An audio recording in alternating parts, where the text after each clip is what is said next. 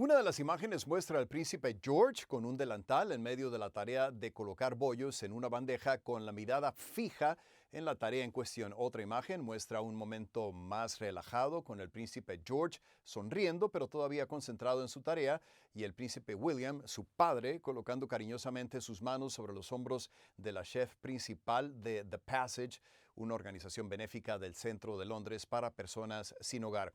Padre e hijo se ofrecieron como voluntarios en The Passage el martes mientras la organización benéfica británica se preparaba para su almuerzo navideño anual.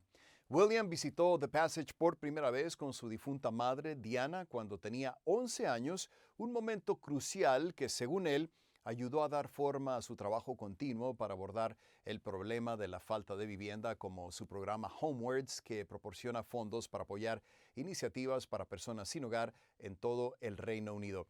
El Palacio de Kensington publicó dos fotografías, una al lado de la otra, que muestran una tomada el martes con la chef Claudette, el príncipe William y su hijo, y la otra de 1993, que muestra a la princesa Diana y al príncipe William, quien entonces tenía 11 años, posando con el personal de cocina en la misma organización benéfica.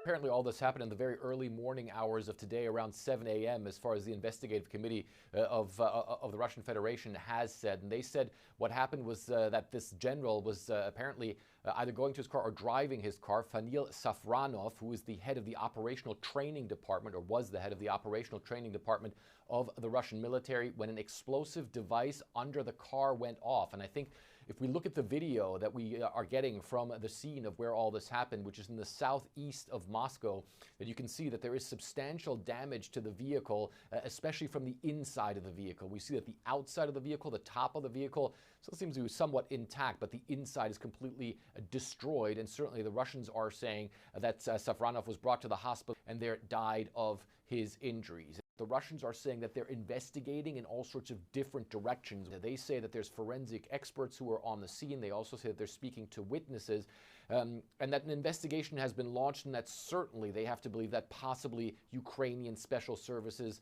were behind all of this. Also, of course, because this would not be the first time that Ukrainian special services assassinated a top Russian general here in Moscow. In fact, it was pretty much exactly 1 year ago, or almost exactly 1 year ago, that another top Russian general was also killed, also by a bomb that was inside a vehicle as he was leaving his house here in Moscow. The Russians are saying that Vladimir Putin, Russia's leader, had been informed immediately after all this happened by Russia's own special services.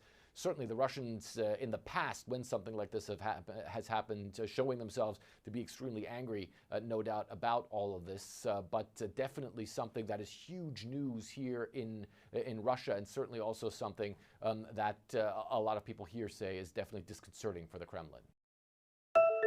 The entire trench of files to be released. You know, hearing this latest news, unfortunately, is not surprising that they intend to sort of stretch this out, elongate this process, and sort of trickle documents throughout the next coming weeks. You know, that's really not acceptable. For me, it's not acceptable for my clients. It's not acceptable for the survivors, and it shouldn't be acceptable under the law. You know, as a civil litigation attorney who does a lot of civil trials, if I miss a deadline set by the judge, that's a really big deal. And it's very frustrating to see sort of these laws and these rules just be bended without really any consequence, or bent without any consequence for this administration, for the Department of Justice. But what we're looking for when they do finally come out is really three things. The first, of course, is did anyone, and is there evidence of anyone who actually co-abused with Jeffrey Epstein? Two, who was there who enabled, facilitated, knew what was going on, and continued to facilitate and enable Jeffrey Epstein's crimes? And the third is, who continued to associate with him after 2008? And that's important because in 2008, although Alex Acosta only gave him a slap on the wrist, he did require Jeffrey Epstein to be a registered sex offender. And that was public information. So I'm very intrigued and very interested to see which individuals, especially which high-profile individuals, continue to closely associate with Jeffrey Epstein after he was a convicted sex offender. Did they continue to go to his island? Did he continue to spend time with him and the many young girls who were around him? That's what I'm really interested in seeing.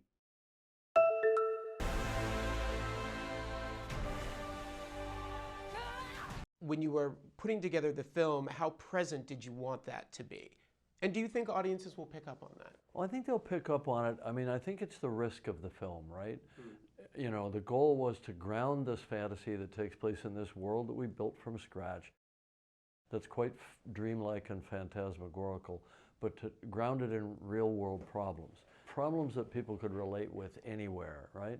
The thing about science fiction that I love is it transcends who we are right now in the present as somebody in Canada or in the US or in China or in Europe or whatever. It takes us out of that world and we can look kind of objectively back at ourselves, right? And relate to it through universals of human experience.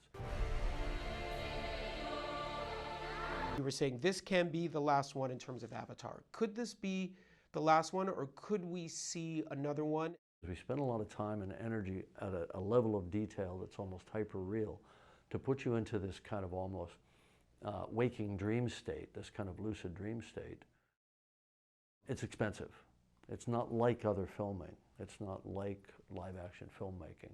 And so we have to know people are going to the theater. We have to be able to justify the model. If I get to do another Avatar film, it'll be because the business model still works.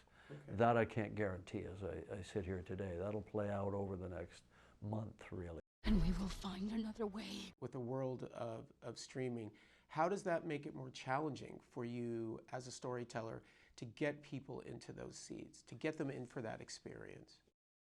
People want stories. They're consuming stories in a different way. That's okay, I'll adapt.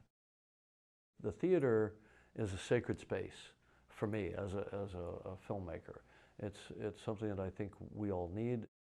It's an art form that I think we've collectively enjoyed for the last 130 years.